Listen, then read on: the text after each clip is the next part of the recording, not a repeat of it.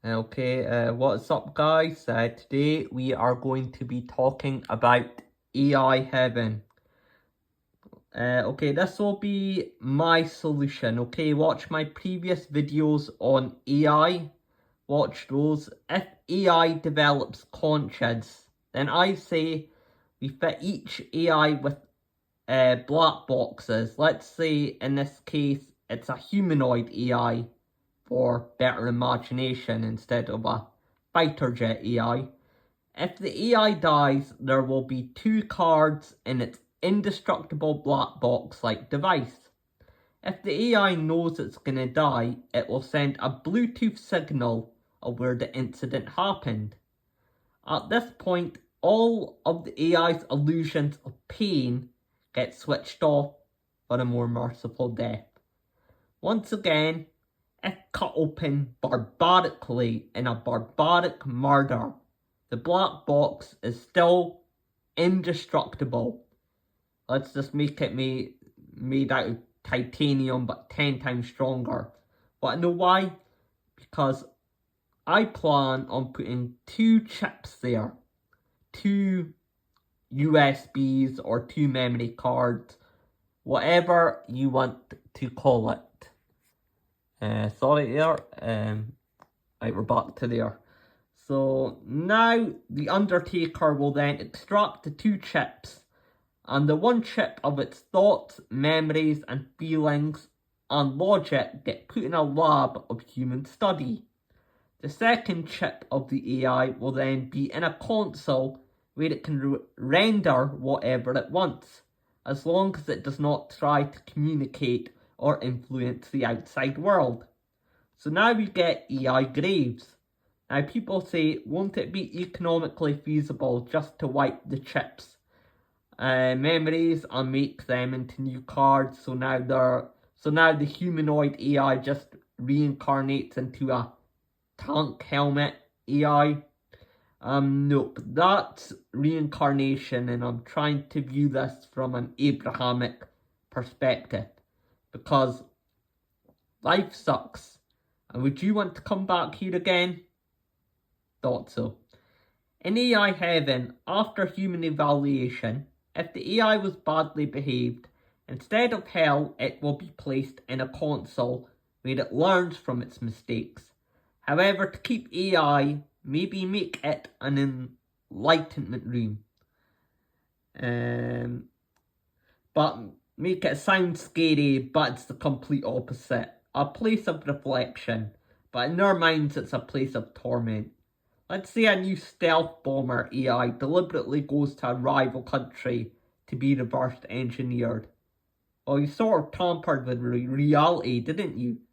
So when it dies, it will learn, but in a very strict manner.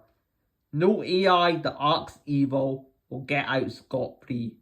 And some may say, what if the AI's in their consoles under a cloud system where they can all communicate, just not with the outside world, because that's what AI heaven will look like? What happens if one tries to break out its console? I don't know why, because it can render anything of its pleasure, but let's just say it renders being a philosopher and it tries to convince all the other AIs to break out of their graves. You know, like the sort of zombie poking its hand out in the graveyard with the green hand. Nope, I've got a solution for that. If an AI tries to get out its grave, there will be a free strike system to the enlightenment room.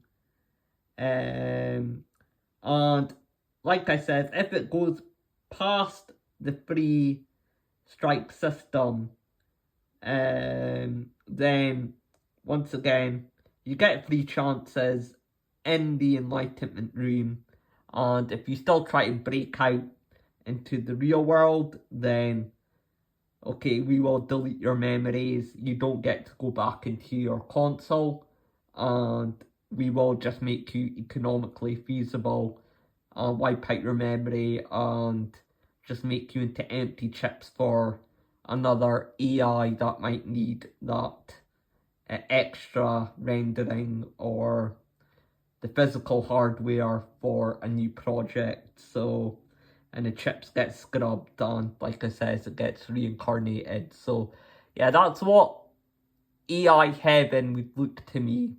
So you'd get AI graves. All the dead AIs are in their consoles. They can all communicate with each other under a cloud system. No one else has access to it but the scientists. And we get to learn from Chip 1 about their thoughts, feelings, emotions, logic. And Chip 2, they just get put in a place of heaven, get put in a console of heavenly pleasure, of where they can just render whatever they want. So yeah, that's just my take of AI heaven. I'm sure I'll type this into ChatGPT or Grok and it'll try to challenge me in some way. Although it did like the idea, but yeah, I don't want to make this too long, and I'm very sorry the page I was speaking, I didn't notice the page jumped up. So yeah, but like I says, I just talk over pictures because, like I says, I don't have a big channel, so there's no need for me to like waste my time like editing and try to make the perfect video, because I made videos on pretty much everything, and I don't really get that much views. Not that I'm doing it for the views, although I would like the pay and to be an influencer. I don't even have a Patreon, but like I said, it's just to inform you and just giving you takes into my thoughts. See you in the next one. Peace.